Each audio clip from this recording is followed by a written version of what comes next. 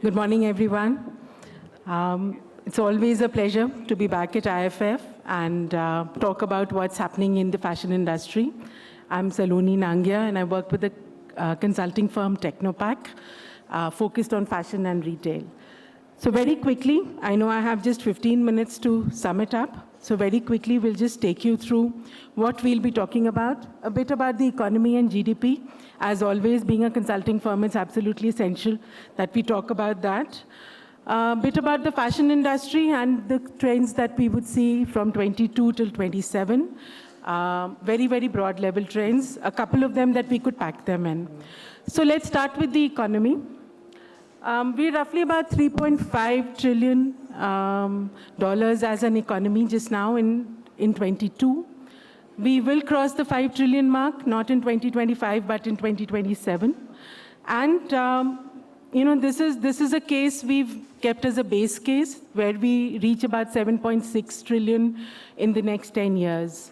An optimistic case would be more about closer to 8 trillion. But let's work on the base case, not knowing exactly how the next 10 years would shape out to be.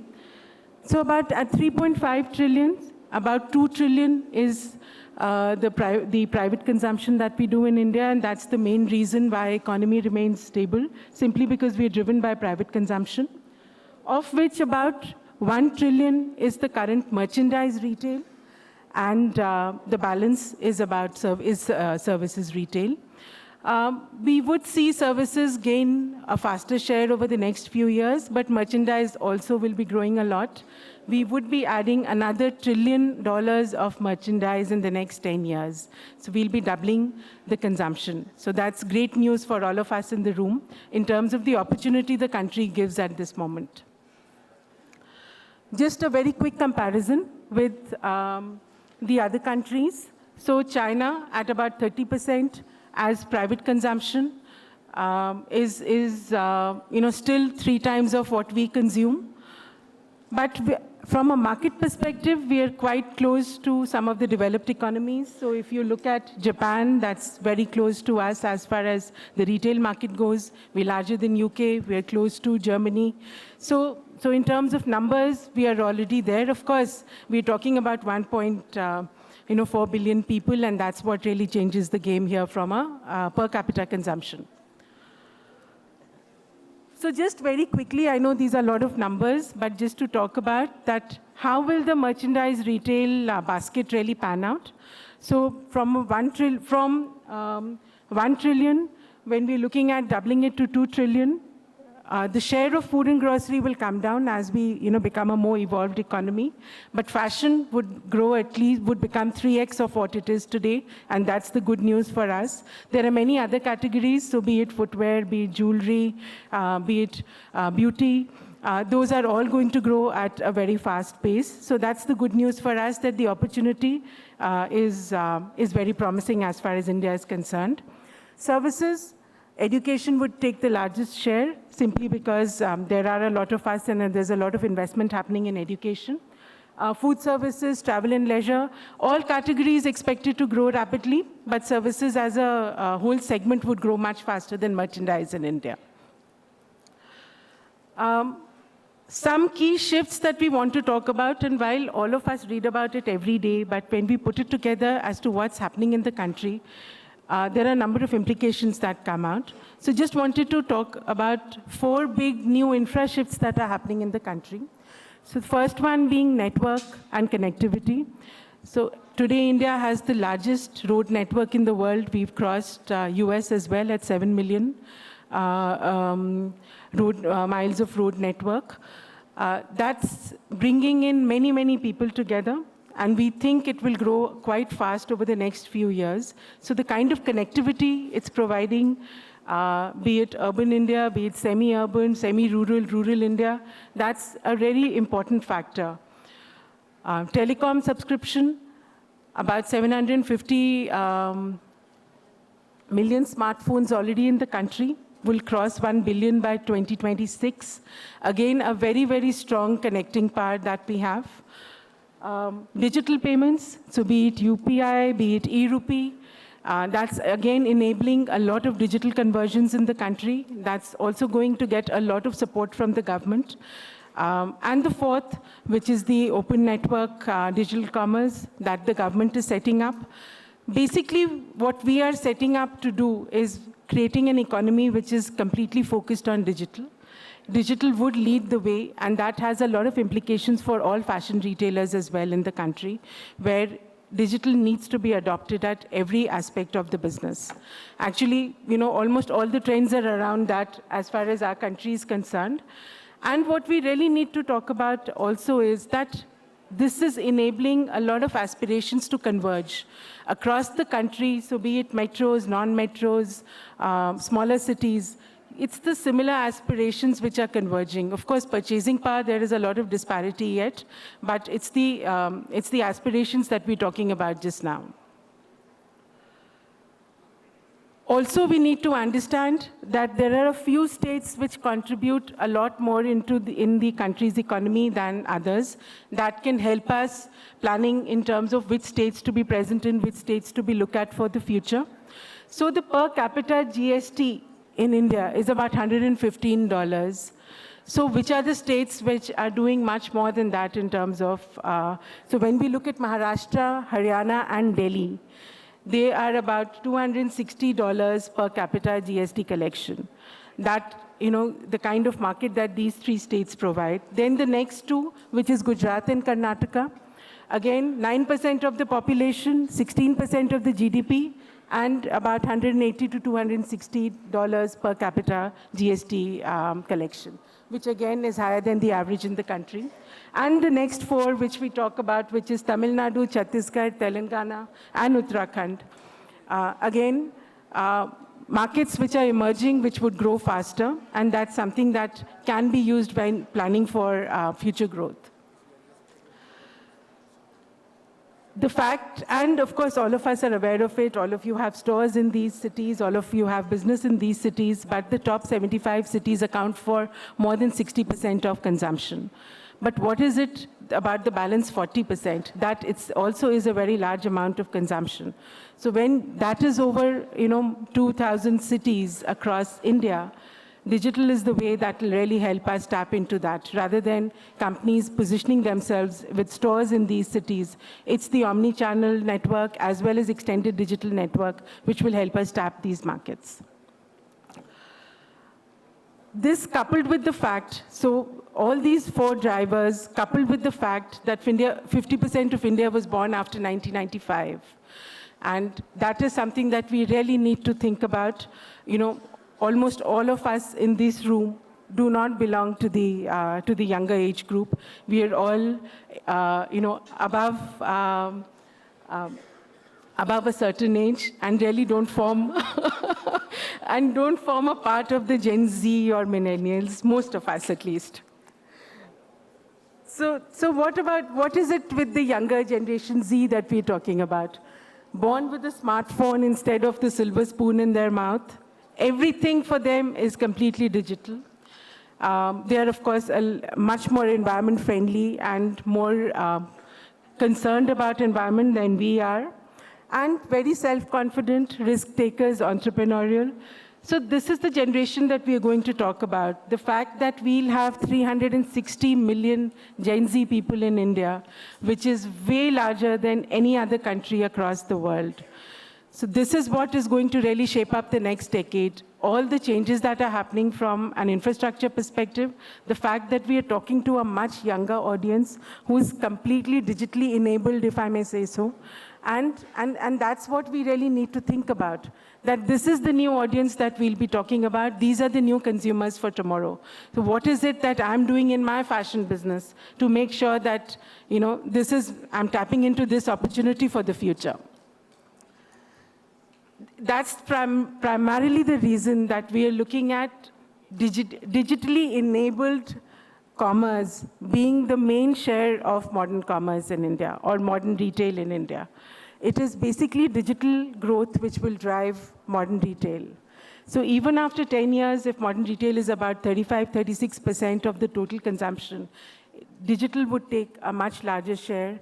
And in terms of online to offline, offline to online, pure omni-channel is what will really, capture the market. Just want to mention that, of course, traditional will continue because all channels will continue in India. But when we talk about modern commerce, it will be digital which will lead the way. Few numbers about the fashion industry, very quickly. So in 2022, $65 billion was the market size for apparel. But then fashion industry is no longer about apparel now. There is a whole range of products which form a part of the portfolio. So be it footwear, fashion accessories, eyewear, timeware, beauty and fragrances. And there could be a couple more. So these are the segments that would constitute, and you would see almost all brands are making sure that they're covering these segments. They could have started with apparel, but making sure that beauty is being added in, or footwear is being added in, or bags are being added in. So the fact is that we are all becoming sort of a complete offer for fashion, and it's no longer limited to apparel. A very quick breakup, it's just an update of what we presented last year, but things are pretty much similar to what they were last year. Men is the largest category in India at 40%, women at about 37%, and balance are kids. We think it will take at least another 15, 20 years before this can be reversed between men and women, but yes, we are working towards that. Branded and unbranded, 52% of the market currently is branded, 50% is unbranded. This will, of course, change as the market grows. When we look at the split between Western wear and Indian wear, while I'm sure all of us have attended lots of weddings in the last 1 month and seen only in Indian wear, but the fact is that ethnic is a small portion of, as far as menswear is concerned, it's only about 6 to 7%. It's the women's share of ethnic at about 70%, which skews the entire numbers. So at about 71% for women and 29% for 71% Indian. We think it will change. It will come down by at least 2-3 percentage points every year. And when we're looking at traditional and modern, so about 1/3 is modern and balance is traditional. One of the highest categories, highest share in any category. Very quickly, I know I don't have too much time, but just wanted to talk about a few trends, and we've just handpicked a few because we really don't have the time to talk about all that is happening in the fashion industry. But then technology will be the largest value creator, all of us know, but the fact is that it needs to be completely a part of the system. So be it as a, in the organization, in people, in the entire ecosystem that one is functioning in, looking at starting from design to the omni customer that we are trying to reach out to nowadays, a complete digitally active integrated ecosystem. Manufacturing and sourcing, I think that we undermine in terms of the kind of investment that's required in ensuring that there are efficiencies built in, there's productivity built in, and there's cost saving that technology can bring in. Of course, consumer experience in terms of making sure that we are connecting with them at the right places, we are offering them the right experience, be it AR, VR, AI, all the new elements, and technology as a product being integrated into some of the products that we offer as wearables.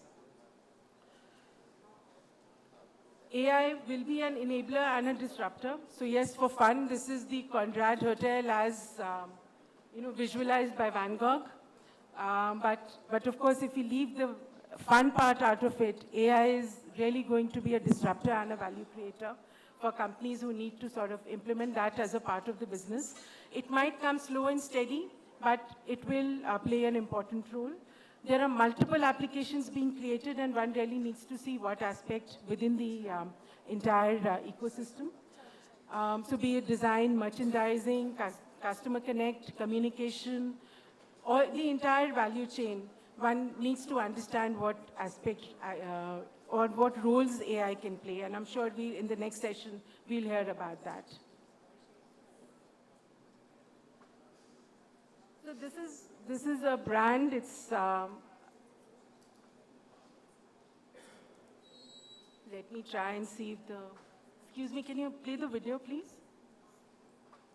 When I was just a little girl, I asked my mother, what will I be?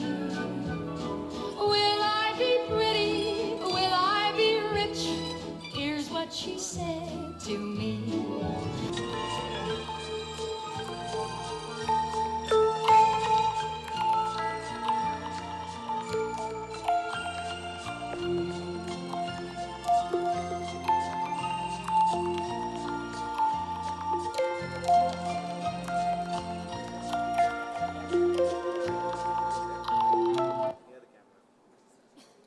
It's a 3-year-old video, but of course, AI is just catching on. And while a lot of companies have been working with AI, starting with IBM Watson, but it's the generative AI which is really creating a lot of interest, and one needs to see how one can work with that. So the next thing I've briefly touched about it, so it's not really about life in a metro, it's now life beyond a metro. And the retail, so this is the Lulu Mall in Lucknow, as well as the Phoenix Citadel in Indore, malls which look much better than anything that we have currently in NCR or in Bombay, and the kind of experience that they offer. So it's basically democratization of the complete experience that we are looking at the next 25 cities beyond the metros.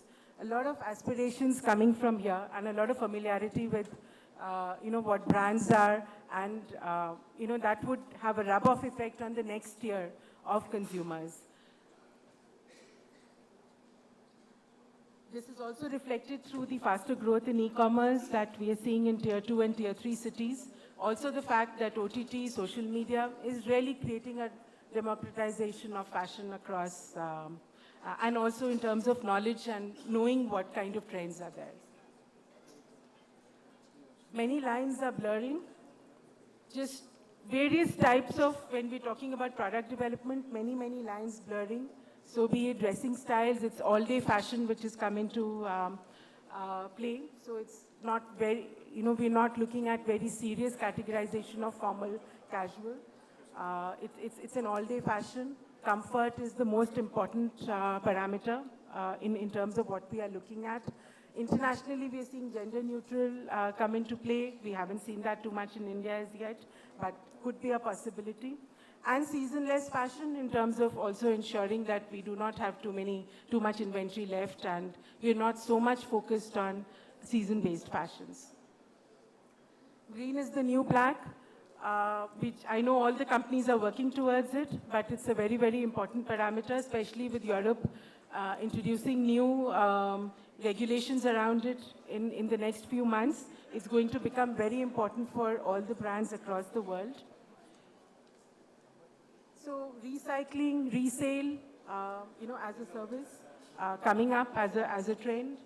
Slow fashion, focusing on high quality products, low volumes, again, coming into play. Many slow fashion, many recycling companies already there in the world.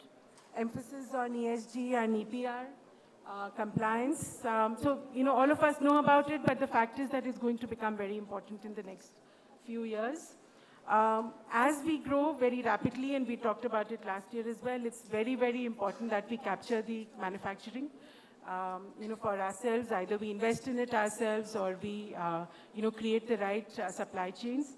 Because if we want to become 3x of what we are just now, a major constituent is going to be great quality manufacturing that we will need, and great quality sourcing that we will need. So yes, as we are consolidating our position as the third largest fashion business across the world after US and China, we know that a lot of the story is yet to be told. Thank you.